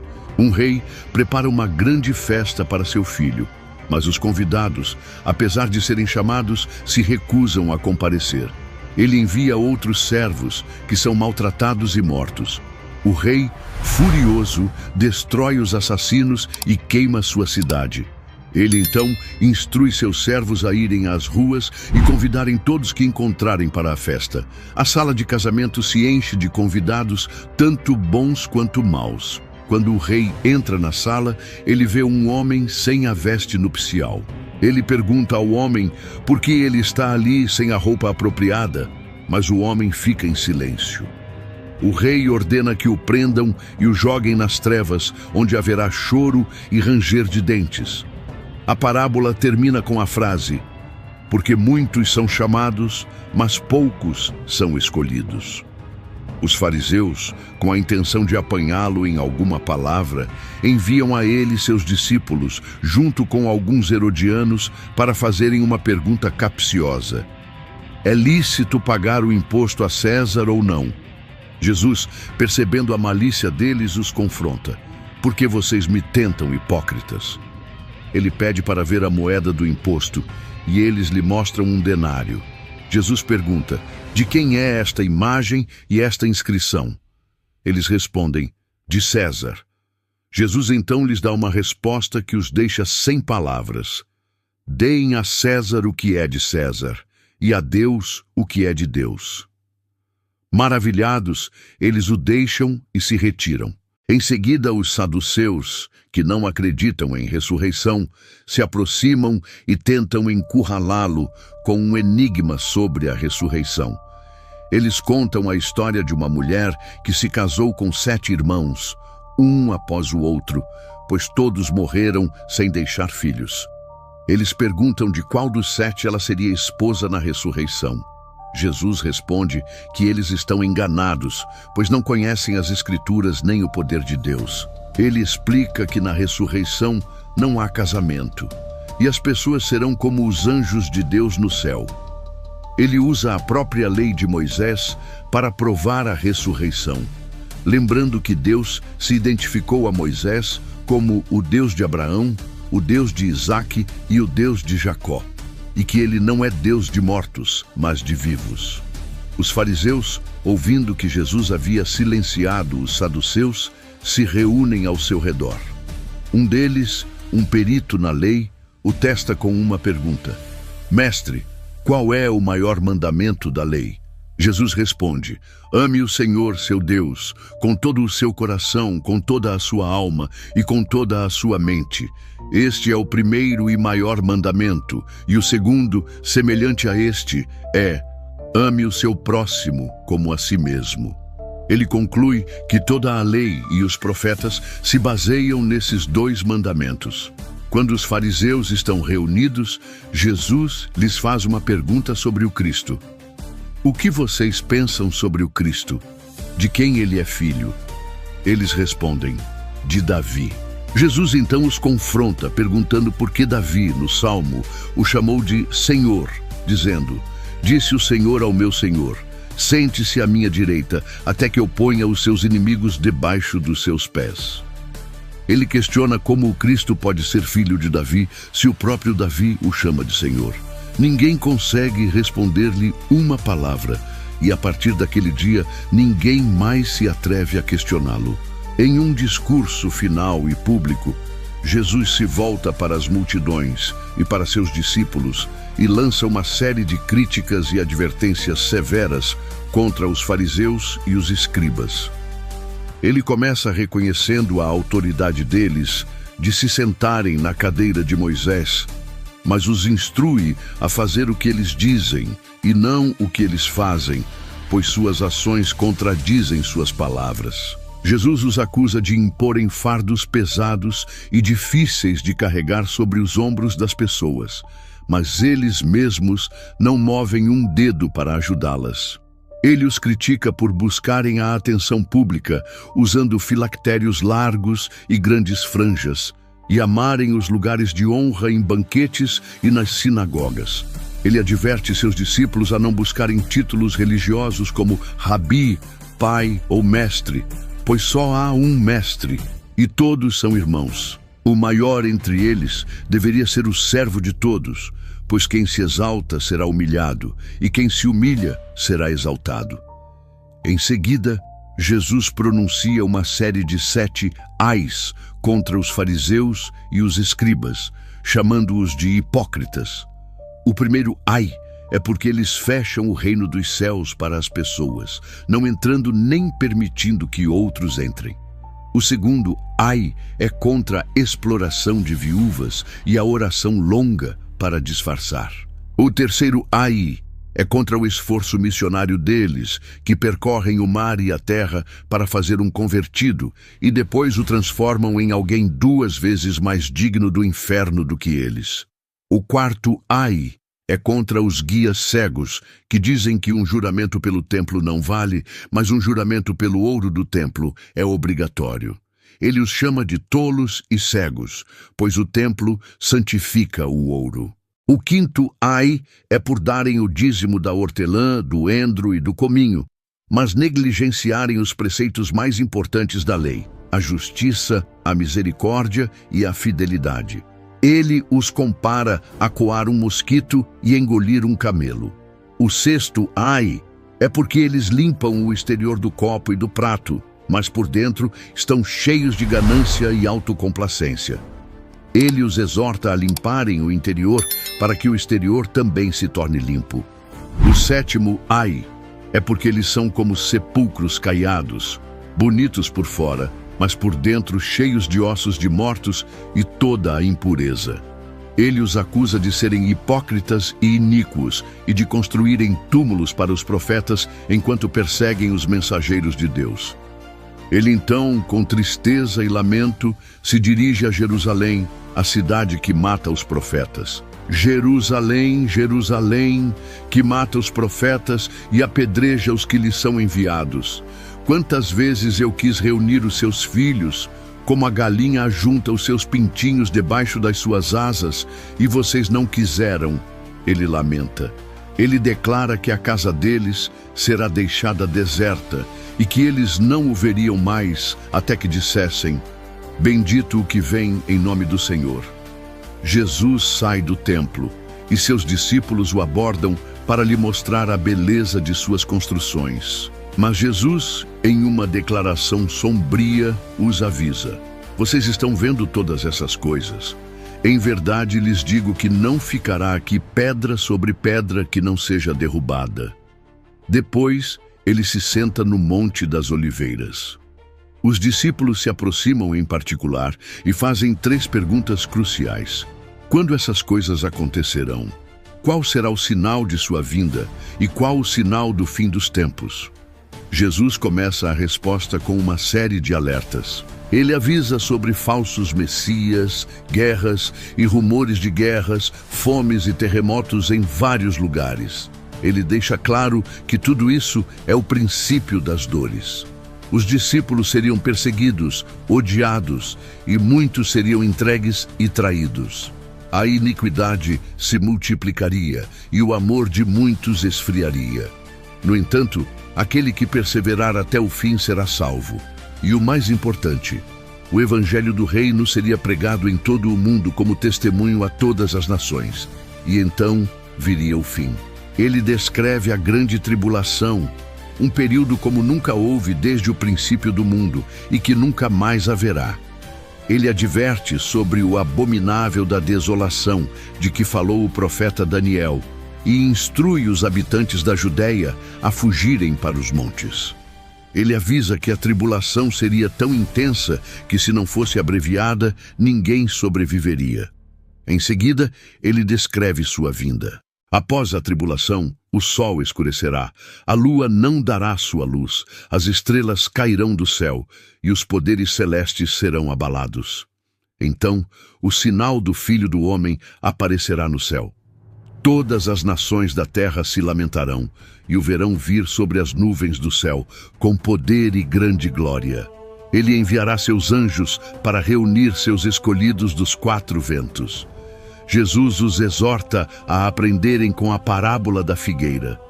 Quando seus ramos amolecem e as folhas brotam, sabem que o verão está próximo. Da mesma forma, quando virem todas essas coisas, devem saber que a vinda dele está próxima, às portas.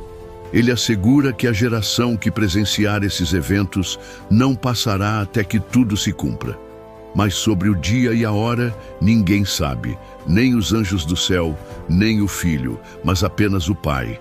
A vinda dele será como nos dias de Noé, onde as pessoas comiam, bebiam, casavam e davam-se em casamento, sem se darem conta, até que o dilúvio veio e levou a todos. Ele usa a imagem de 2 homens no campo, um sendo levado e outro deixado. 2 mulheres moendo no moinho, uma levada e outra deixada. Ele conclui com a instrução de estarem vigilantes, pois não sabem em que dia virá o seu Senhor. Ele conta a parábola do servo fiel e prudente que o Senhor encontra fazendo seu trabalho e do servo mau que pensa que seu Senhor demorará a voltar e se torna violento.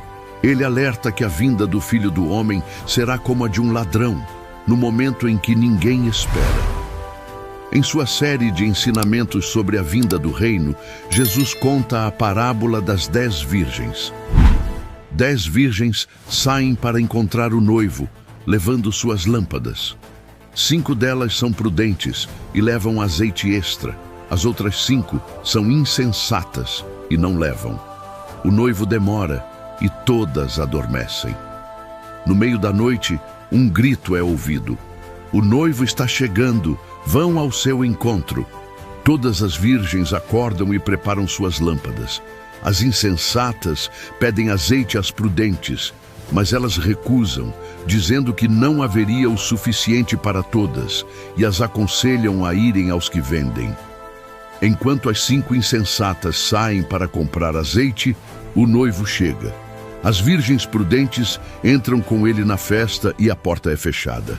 As outras chegam mais tarde, clamando: Senhor, Senhor, abra a porta para nós. Mas o noivo responde: Em verdade lhes digo que não as conheço. Jesus termina a parábola com a instrução: Vigiem, pois vocês não sabem o dia nem a hora. Em seguida ele conta a parábola dos talentos. Um homem, ao viajar, chama 3 de seus servos e lhes confia seus bens. A um ele dá 5 talentos, a outro 2 e a um terceiro 1, a cada um segundo a sua capacidade. O servo que recebeu 5 talentos negocia com eles e ganha mais 5. O que recebeu 2 faz o mesmo e ganha mais 2. O que recebeu 1, porém, vai e esconde o dinheiro de seu senhor na terra. Após um longo tempo, o senhor retorna e acerta as contas.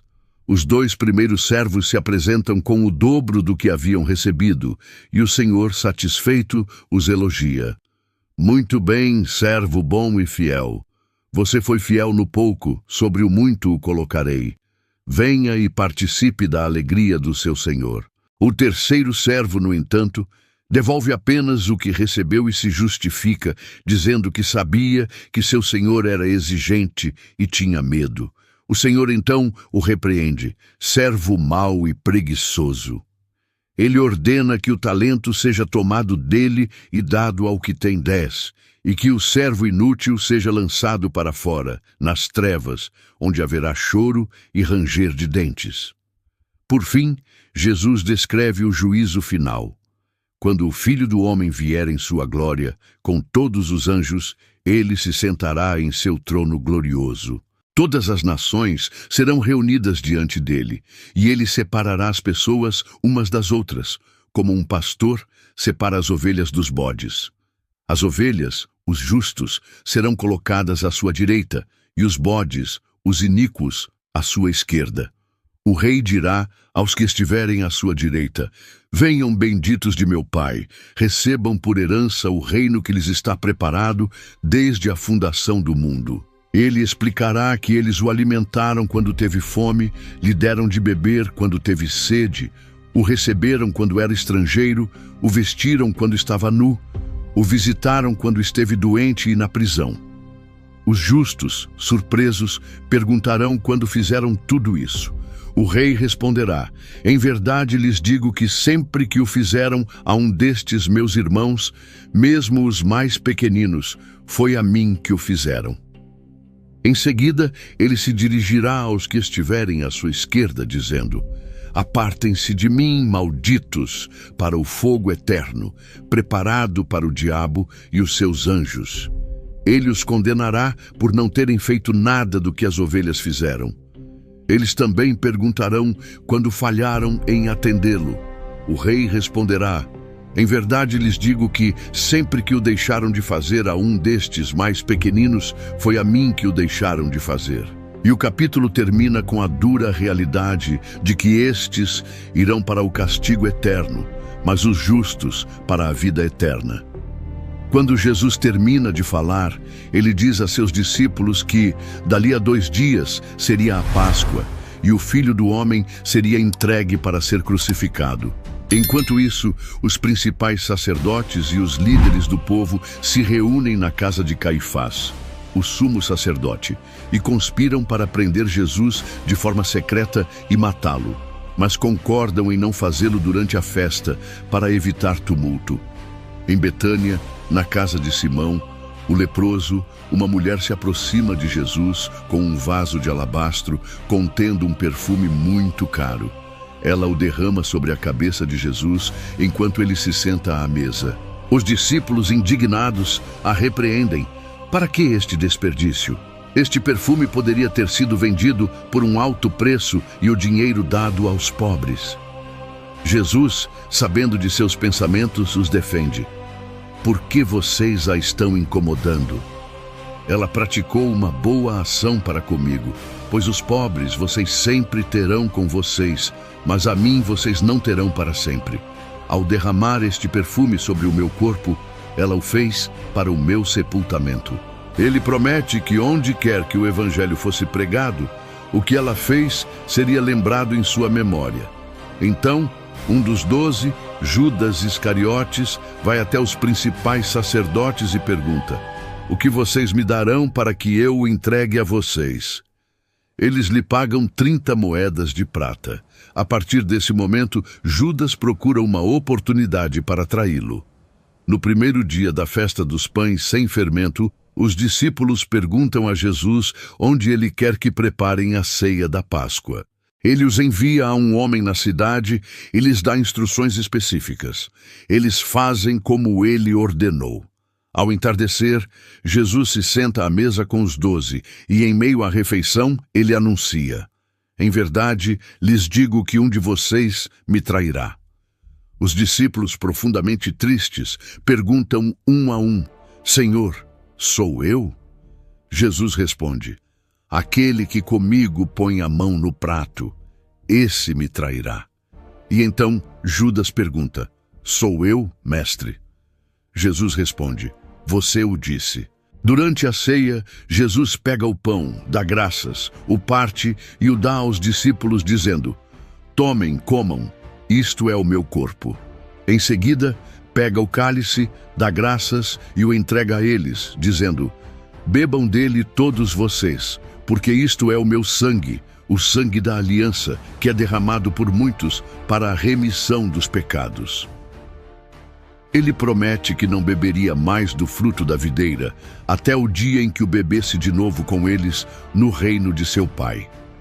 Após cantarem um hino, eles seguem para o Monte das Oliveiras. Ali, Jesus avisa a seus discípulos que naquela noite eles iriam se escandalizar com ele. Mas Pedro responde confiante: ainda que todos se escandalizem, eu nunca o farei. Jesus, porém, prediz: em verdade lhe digo que nesta mesma noite, antes que o galo cante, você me negará 3 vezes.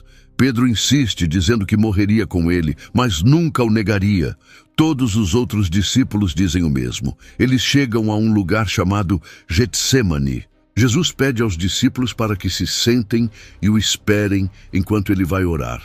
Ele leva consigo Pedro, Tiago e João. Ali, ele começa a sentir uma tristeza e uma angústia mortais. A minha alma está profundamente triste, numa tristeza mortal. Fiquem aqui e vigiem comigo, ele lhes pede. Ele se afasta um pouco, prostra-se com o rosto em terra e ora: meu Pai, se é possível, afaste de mim este cálice. Contudo, não seja como eu quero, e sim como tu queres. Ele retorna e encontra os 3 dormindo, e os repreende. Ele ora 2 vezes mais e retorna para encontrá-los dormindo. Por fim, ele diz: dormem agora e descansem. Eis que é chegada a hora de o Filho do Homem ser entregue nas mãos de pecadores. Enquanto ele ainda fala, Judas Iscariotes chega com uma multidão armada com espadas e varas, enviada pelos principais sacerdotes e líderes do povo. Judas o identifica com um beijo.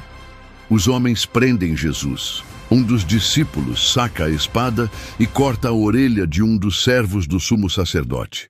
Jesus o repreende, dizendo que aqueles que pegam a espada, pela espada perecerão, e que ele poderia ter pedido 12 legiões de anjos ao seu pai.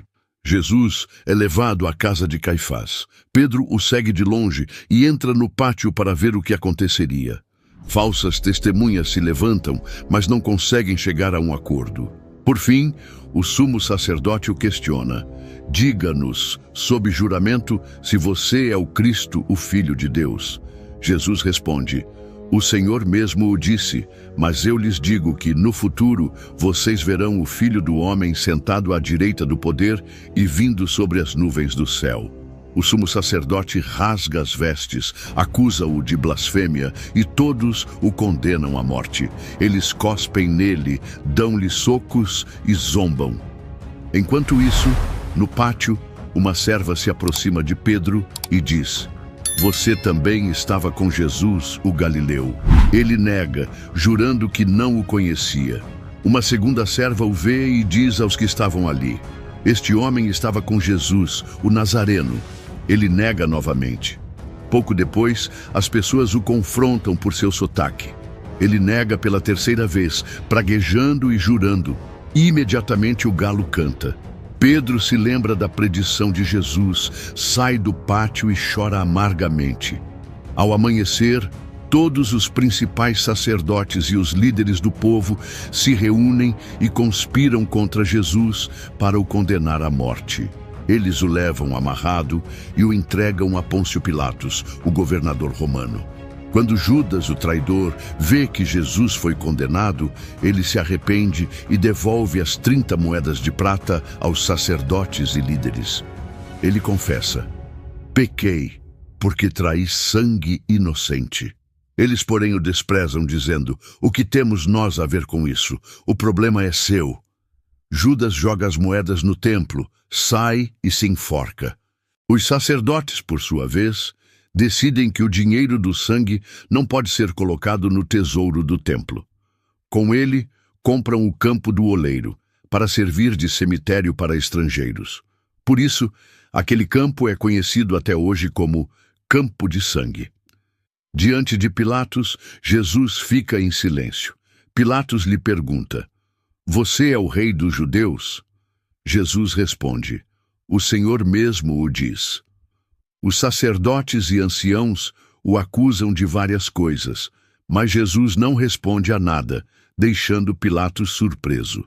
Era costume, na festa da Páscoa, que o governador soltasse um prisioneiro escolhido pela multidão. Naquele tempo, havia um prisioneiro famoso, chamado Barrabás. Pilatos, então, pergunta ao povo: quem vocês querem que eu solte? Barrabás ou Jesus, chamado Cristo? Ele sabia que o haviam entregado por inveja. Enquanto ele se senta para o julgamento, sua esposa lhe envia um recado: não se envolva com esse justo, porque hoje, em sonho, sofri muito por causa dele. Os sacerdotes e anciãos, porém, persuadem a multidão a pedir que Barrabás fosse solto e que Jesus fosse morto. Pilatos, frustrado, pergunta: o que farei então com Jesus, chamado Cristo? Todos clamam: crucifica-o. Ele questiona o motivo da crueldade, mas a multidão grita ainda mais alto. Vendo que nada adiantaria, Pilatos pega água e lava as mãos diante do povo, declarando: estou inocente do sangue deste justo, a responsabilidade é de vocês. O povo responde: que o sangue dele caia sobre nós e sobre os nossos filhos. Pilatos, então, solta Barrabás, manda açoitar Jesus e o entrega para ser crucificado. Os soldados levam Jesus para o pretório. Eles o despem, colocam sobre ele um manto vermelho e, tecendo uma coroa de espinhos, a colocam em sua cabeça. Com uma cana em sua mão, eles se ajoelham, zombando: salve, rei dos judeus! Eles cospem nele, pegam a cana e batem em sua cabeça. Depois de zombarem, tiram o manto, vestem-lhe as próprias roupas e o levam para ser crucificado. No caminho, encontram um homem de Cirene, chamado Simão, e o forçam a carregar a cruz de Jesus. Eles chegam a um lugar chamado Gólgota, que significa lugar da caveira. Eles dão a Jesus vinho misturado com fel para beber, mas ao provar, ele recusa. Eles o crucificam e dividem suas roupas por meio de sorteio. A inscrição de sua acusação é colocada sobre sua cabeça. Este é Jesus, o Rei dos Judeus. 2 ladrões são crucificados com ele, um à sua direita e outro à sua esquerda. As pessoas que passam o insultam, balançando a cabeça e zombando. Você que destrói o templo e em 3 dias o reconstrói, salve a si mesmo. Se é o Filho de Deus, desça da cruz.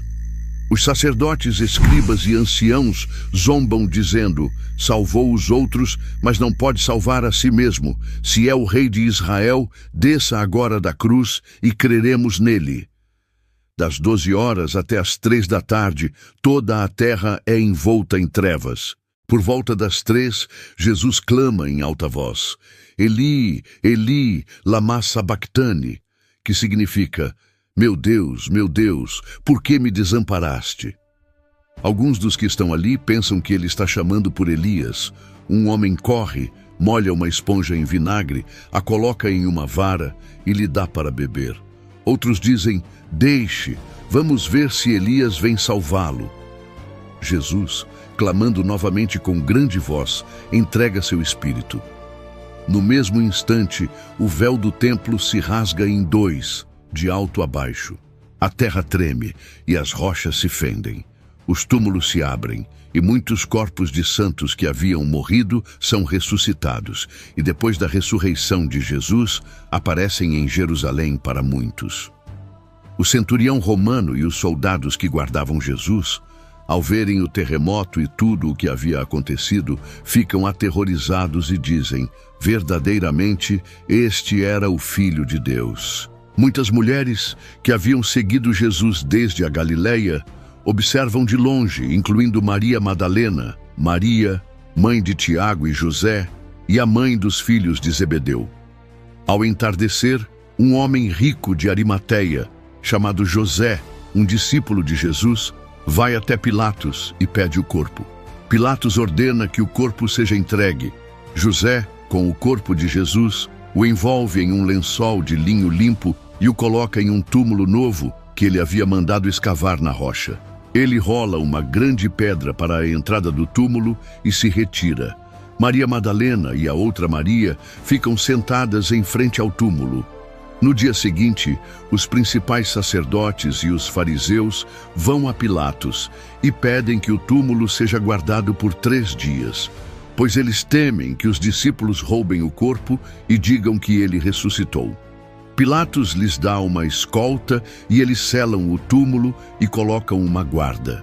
Passado o sábado, ao amanhecer do 1º dia da semana, Maria Madalena e a outra Maria vão ao sepulcro. De repente, um forte terremoto acontece, pois um anjo do Senhor desce do céu, rola a pedra da entrada e se senta sobre ela. A aparência dele é como um relâmpago, e suas vestes são brancas como a neve. Os guardas, apavorados, tremem de medo e ficam como mortos. O anjo, então, se dirige às mulheres, acalmando-as. Não tenham medo. Sei que vocês estão procurando Jesus, que foi crucificado. Ele não está aqui. Ressuscitou, como havia dito. Venham e vejam o lugar onde ele jazia. Vão depressa e digam aos discípulos dele que ele ressuscitou dos mortos e está indo à frente de vocês para a Galileia. Lá vocês o verão. As mulheres, com medo e com grande alegria, saem correndo do túmulo para dar a notícia aos discípulos. Enquanto elas correm, o próprio Jesus se encontra com elas e as saúda.